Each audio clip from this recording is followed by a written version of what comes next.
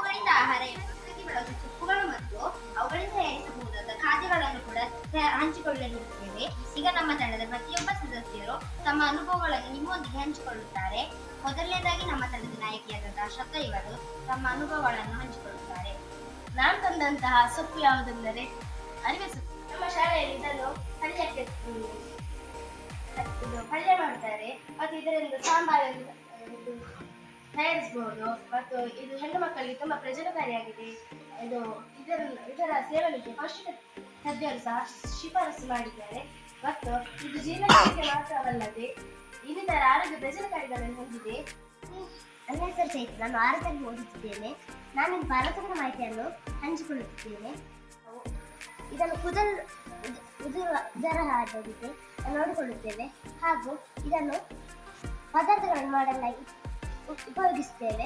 ಇದನ್ನು ಮಕ್ಕಳ ನೆನಪಿನ ಶಕ್ತಿಗಾಗಿ ಬಳಸುತ್ತೇವೆ ಹಾಗೂ ಇದು ತೂಕ ಕಡಿಮೆ ಮಾಡಲು ತುಂಬ ಸಹಕಾರಿ.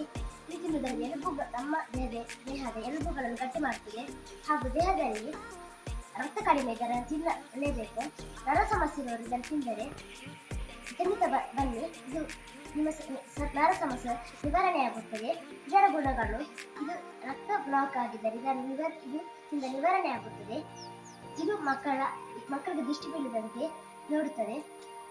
ಇದರ ಪದಾರ್ಥಗಳು ಸಾಂಬಾರು, ಪಲ್ಯ, ಚಟ್ನಿ, ಪರೋಟ, ಚಪಾತಿ ಇತ್ಯಾದಿಗಳನ್ನು ಇದನ್ನು ಮಾಡಬಹುದು.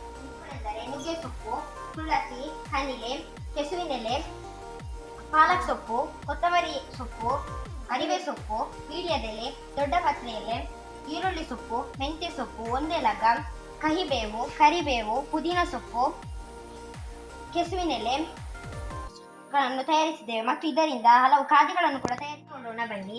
ಪತ್ರೊಡೆ, ವಿಟಮಿನ್ ಸೊಪ್ಪಿನ ಪಲ್ಯ, ಒಂದೆಲಗ ಚಟ್ನಿ, ಕೆಸುವಿನ ಚಟ್ನಿ, ಕರಿಬೇವಿನ ಚಟ್ನಿ, ಪತ್ರೊಡೆ ಇವುಗಳನ್ನೆಲ್ಲ ತಯಾರಿಸಿದ್ದೇವೆ. ನನ್ನ ಹೆಸರು ಅಮೃತ. ನಾನಿವತ್ತು ನುಗ್ಗೆ ಸೊಪ್ಪಿನ ಬಗ್ಗೆ ಮಾಹಿತಿಯನ್ನು ಹೇಳಲು ಇಚ್ಛಿಸುತ್ತೇನೆ. ಇದು ನುಗ್ಗೆ ಸೊಪ್ಪು. ಸಾಮಾನ್ಯವಾಗಿ ಈ ಸೊಪ್ಪನ್ನು ನೋಡಿ ಯಾಕೆಂದರೆ ನಮ್ಮ ಶಾಲೆಯಲ್ಲಿ ಈ ಸೊಪ್ಪನ್ನು ಚಟ್ನಿ ಸಾಂಬಾರುಗಳನ್ನು ಮಾಡಲು ಬಳಸುತ್ತಾರೆ. ಪ್ರತಿದಿನ ಬೆಳಗ್ಗೆ ಇದರ ರಸವನ್ನು ನೀರೊಂದಿಗೆ ಬೆರೆಸಿ ಕುಡಿಯುವುದರಿಂದ ಕೂದಲುದುರುವುದು ಕಮ್ಮಿ ಆಗುತ್ತದೆ. ದುರ್ಬಲತೆಯ ಸಮಸ್ಯೆಗಳಿರುವುದಿಲ್ಲ, ಚರ್ಮದ ರೋಗಗಳು ಬರುವುದಿಲ್ಲ. ಪೋಷಕಾಂಶಗಳು, ವಿಟಮಿನ್ಸ್ ಇದರಲ್ಲಿ ಇವೆ. ಸೋಂಕುಗಳು ಮತ್ತು ರೋಗಗಳು ಬರದಂತೆ ಇದು ತಡೆಗಟ್ಟುತ್ತದೆ. ರೋಗ ನಿರೋಧಕ ಶಕ್ತಿಯನ್ನು ಸಹ ಹೆಚ್ಚಿಸುತ್ತದೆ. ಕ್ಯಾನ್ಸರ್ ರೋಗಕ್ಕೆ ಇದು ತುಂಬಾ ಸಹಕಾರಿಯಾಗಿದೆ. ಹೆಚ್ಚು ರಕ್ತದ ಒತ್ತಡವನ್ನು ಕೂಡ ಹೋಗಲಾಡಿಸುತ್ತದೆ. ಲಿವರ್ ಹಾನಿ ಮಾಡುವ ವಿಷಕಾರಿ ಬ್ಯಾಕ್ಟೀರಿಯಾ ಮತ್ತು ವೈರಸ್ಗಳನ್ನು ಕೂಡ ಹೋಗಲಾಡಿಸುತ್ತದೆ. ಧನ್ಯವಾದಗಳು. ಕರಿಬೇವಿನ ಬಗ್ಗೆ ಒಂದು ಮಾತನ್ನು ಇಚ್ಛಿಸುತ್ತೇನೆ. ಮಧುಮೇಹ ಇರುವವರು, ರಕ್ತದ ಒತ್ತಡ, ಹುಳುಕು ಹಾಲು ಕಡಿಮೆ ಸಮಸ್ಯೆ ಹೊಂದಿರುವವರು ಬೆಳಗಿನ ಸಮಯದಲ್ಲಿ ಖಾಲಿ ಹೊಟ್ಟೆಯಲ್ಲಿ ಕರಿಬೇವಿನ ಎಲೆಗಳನ್ನು ಜಿಗಿದು ತಿನ್ನುವ ಅಭ್ಯಾಸವನ್ನು ಮಾಡಿಕೊಳ್ಳಬೇಕು. ದೇಹಕ್ಕೆ ಒಳ್ಳೆಯ ವಿಟಮಿನ್ ಅಂಶವನ್ನು ತೆಗೆದುಹಾಕುತ್ತದೆ. ಇದರಿಂದ ಚಟ್ನಿ, ಗೊಜ್ಜು, ಚಿತ್ರಾನ್ನ ಮಾಡುವುದಷ್ಟೇ. ಎಲ್ಲರಿಗೂ ನಮಸ್ಕಾರ. ನಾನಿದ್ದು ಒಡ್ಡೆಲಗದ ಬಗ್ಗೆ ಮಾತುಗಳನ್ನು ಇಚ್ಛಿಸುತ್ತೇನೆ. ಒಡ್ಡೆಲಗ ಅಥವಾ ಬ್ರಾಹ್ಮಿ ಸರಸ್ವತಿಯ ಔಷಧಿಗಾಗಿಯೂ ಆಹಾರವಾಗಿಯೂ ಬಳಸುತ್ತಾರೆ. ಕರಾವಳಿ ಪ್ರದೇಶದಲ್ಲಿ ಭತ್ತದ ಗದ್ದೆಗಳ ಬದಿಯ ಚಾಕು ಪ್ರದೇಶಗಳಲ್ಲಿ ಅಡಿಕೆ ತೋಟಗಳಲ್ಲಿ ಹೇರಳವಾಗಿ ಬೆಳೆಯುತ್ತದೆ. ಇದರಲ್ಲಿ ಚಟ್ನಿ ಮಾಡುತ್ತಾರೆ ಹಾಗೂ ಇದು ಎಲೆಗಳು ಹಸಿರು ಬಣ್ಣದಿಂದ ಕೂಡಿ ತುಂಡಾಗಿರುತ್ತದೆ. ಧನ್ಯವಾದ. ನಮಸ್ಕಾರ. ನಾನಿಂದು ಮೆಂತ್ಯ ಸೊಪ್ಪಿನ ಬಗ್ಗೆ ಮಾಹಿತಿಯನ್ನು ನೀಡುತ್ತಿದ್ದೇನೆ. ಇದು ಮೆಂತ್ಯ ಸೊಪ್ಪು. ಆರೋಗ್ಯಕ್ಕೆ ಒಳ್ಳೆಯದು. ಅದನ್ನು ಪದಾರ್ಥ ಮಾಡಲಿಕ್ಕೆ ಬಳಸುತ್ತಾರೆ. ಅದರಿಂದ ಜ್ಯೂಸ್ ಮಾಡುತ್ತಾರೆ. ಅದರಿಂದ ನಮ್ಮ ದೇಹದ ಶಕ್ತಿ ಹೆಚ್ಚುತ್ತೆ. ಧನ್ಯವಾದಗಳು. ಎಲ್ಲರಿಗೂ ನಮಸ್ಕಾರ. ನನ್ನ ಹೆಸರು ಜ್ಞಾನ. ನಿಮಗೆ ಸಿಕ್ಕಿದ ವಿಷಯ ಕರಿಬೇವು.